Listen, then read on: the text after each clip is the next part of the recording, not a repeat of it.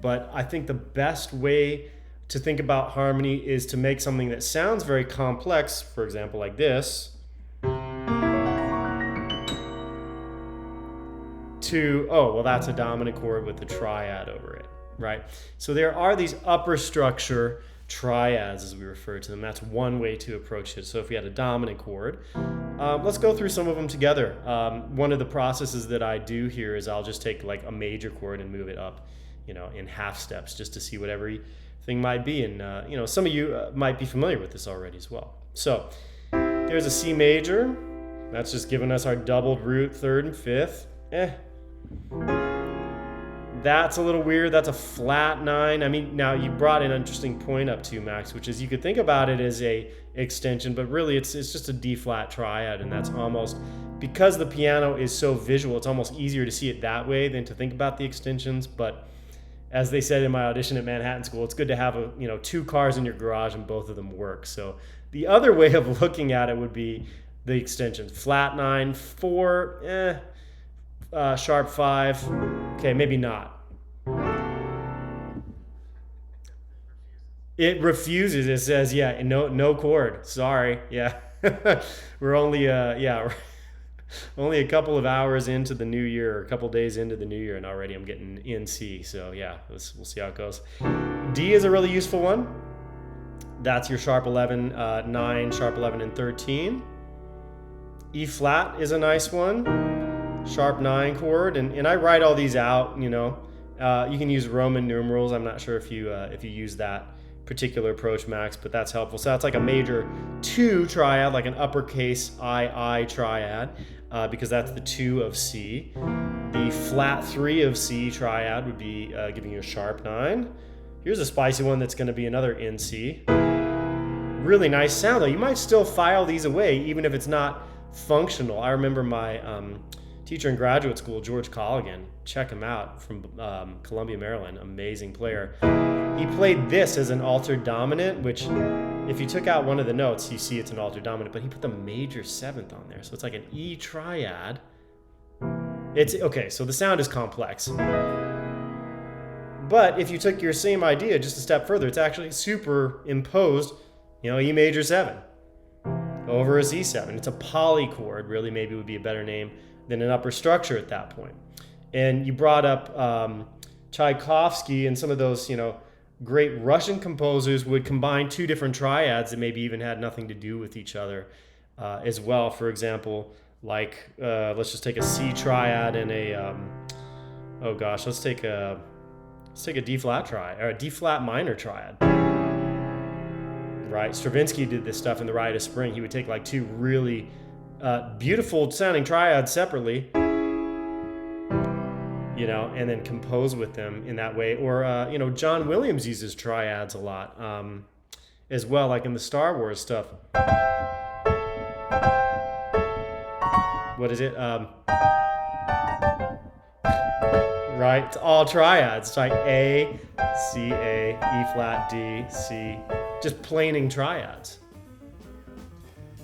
Hey, Noah here. I just want to let you know that every video on this channel, including this one, is actually from the completely free masterclasses that we do available to all of our private students and course members at the Neo Jazz Academy. We have amazing teachers, some of which you've seen featured in these videos on this channel. So, one thing that I think can never compare to any other form of learning is studying with someone one-on-one, getting completely personalized feedback. And we offer that here with our incredible teachers that you've seen teaching on this channel. So if you're interested, please click the link in the description. Learn more about private lessons. You can also learn more about the online courses if you're interested in that. But I highly recommend you get signed up for some personalized one-on-one instruction. We have world-class teachers here. So yeah, I hope you'll consider it. Again, link in the description, and let's get back to the video. Let's go through some of the other upper structure triads that I find super helpful. We've done most of the majors. Let's keep going. F sharp, as we can see, gives us a flat 9 and a flat 5. This would be a sharp 4 Roman numeral triad, or flat 5 Roman numeral triad. G is really spicy because we have our major 7 on a dominant chord. So unless you want to go to spice, what do they call it? Flavor Town. with that one, then maybe not. A flat, super useful. This is a Herbie Hancock type of upper structure. I always have heard him play that A flat. And the thing too, when you're doing these triads, do in different versions. Right? I went to a A minor shape up there to give me an F sort of a sound. So you hear these really advanced, beautiful things, but it's really just triadic inversions over something that makes it feel more sophisticated. So A flat, A is also a nice one. Natural 13, flat 9. I really love that sound for some reason. Right? Any triadic lick that like that, bugle call I just did. Any way you know how to play a triad, maybe even from classical music, as you were saying earlier, Max, with the Tchaikovsky, there's all these, if I do those kinds of, classical exercises, but over a C7, whoa, now it's getting really interesting. Context is everything when it comes to these triads. A couple more. B flat would be nice for a sus, but not so much for a regular. B again, really spicy. Major 7, sharp 9, flat 5. Real quick, the minors are also good to check out. C minor for a sharp 9. D flat minor, up a half step for a flat 9 sharp 5. Again, altered kind of sound. D minor, actually it's a really beautiful sound. It's not super functional because we have the 4 and the 3 mixing together, but I love that sound. Meldau uses that sound all the time. Not one of our traditional upper structure triads, but still really beautiful.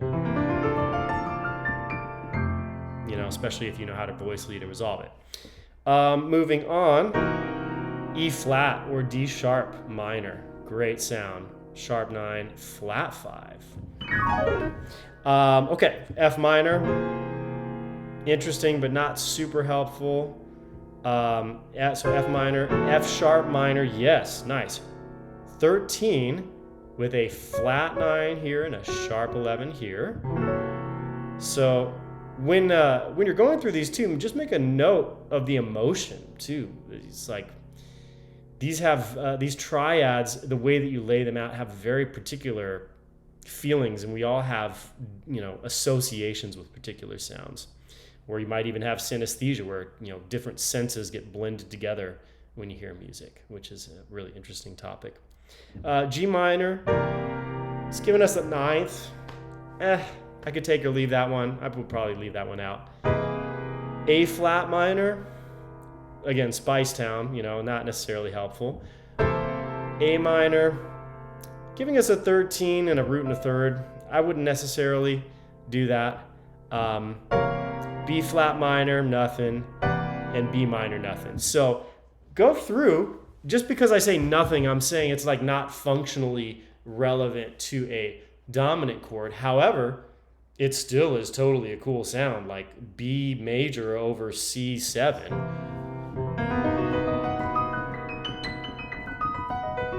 Bill, you're learning this Noah lick right now in every key, where he does a B triad over an F7.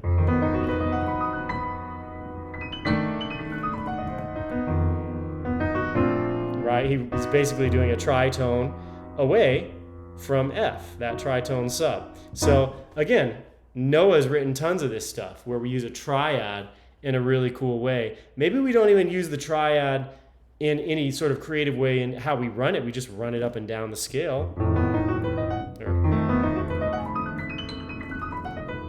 And then we resolve it nicely. But what makes it cool is the context. F7 voicing, however you want to voice that. With a B triad over it, it's really sophisticated sounding. So yeah, you brought up some really great points, Max, about how we can use triads to really create our own flavor over a dominant chord. Great stuff, man.